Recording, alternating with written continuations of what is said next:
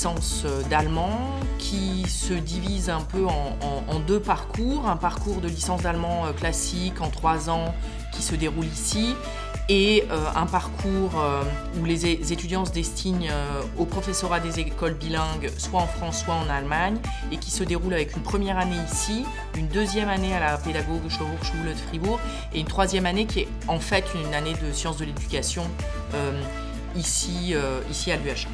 Nous accueillons principalement des étudiants qui sont issus des bacs généraux L, S ou ES. Nous accueillons d'ailleurs aussi des étudiants qui sont titulaires de bacs étrangers. Pour ce qui est des bacs technologiques ou professionnels, c'est pas du tout exclu qu'ils viennent s'inscrire en licence chez nous, mais pour eux la marche est plus haute puisqu'ils ont plus de difficultés d'adaptation. Il n'y a pas vraiment de qualité à avoir, je dirais que le plus important c'est la motivation et la volonté d'apprendre. C'est comme pour toutes les autres études, à partir du moment où on veut vraiment y arriver et qu'on se donne les moyens pour, il n'y a aucun problème. Il y a différentes matières qui sont enseignées, ça se comprend entre une quinzaine à une vingtaine d'heures de cours, ça dépend des autres enseignements qu'on va choisir à côté. Donc on ne va pas seulement faire de l'allemand, on va aussi faire l'histoire de l'Allemagne, l'histoire de la langue. Toute l'histoire en général, c'est vraiment intéressant. En L1, on est une trentaine d'étudiants et après pour le cursus, il n'y a que 15 places en Allemagne et 15 places en France. Donc par exemple, moi, ma promotion, il y avait 8 Français et 9 Allemands. Et en L2 et surtout en L3, on va commencer à avoir cours seulement nous 17 du SIFT. Alors à l'issue de notre licence, la majorité des étudiants se dirigent vers l'enseignement, soit vers l'enseignement secondaire, soit vers le professorat des écoles et souvent le professorat des écoles bilingues.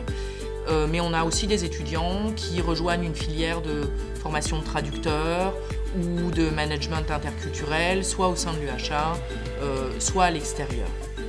Alors la position géographique de l'UHA, tout près de la frontière, est évidemment un avantage puisqu'elle permet aux étudiants d'aller faire des excursions, visiter des expositions ou simplement aller boire un café à Bâle ou à Fribourg si elles le souhaitent. Et le fait que la formation soit une petite formation permet un suivi des étudiants très personnalisé et je crois qu'on peut dire que nos étudiants sont heureux de faire leurs études ici. Ce qui est bien, c'est qu'à l'intérieur même du cursus, que ce soit entre les étudiants français et allemands et même avec les étudiants des années avant nous et de ceux qui suivent, il y a une très grande entente et beaucoup d'entraide, ce qui fait que quand on est amené à avoir des difficultés, on trouvera toujours quelqu'un pour nous aider. Et les professeurs, ils sont aussi tout de suite plus à l'écoute. Ils peuvent se permettre de passer plus de temps sur notre cas. Quand on a des difficultés, ils le remarquent et ils nous permettent de les travailler plus aussi. Donc c'est vraiment super intéressant. Pour l'instant, moi je pense continuer le cursus jusqu'en master. Par contre, je ne sais pas du tout encore si je vais plutôt me destiner à enseigner en France ou en Allemagne. J'envisage de faire le master MEF à Colmar, donc le master pour devenir professeur dans le primaire, école maternelle et école primaire.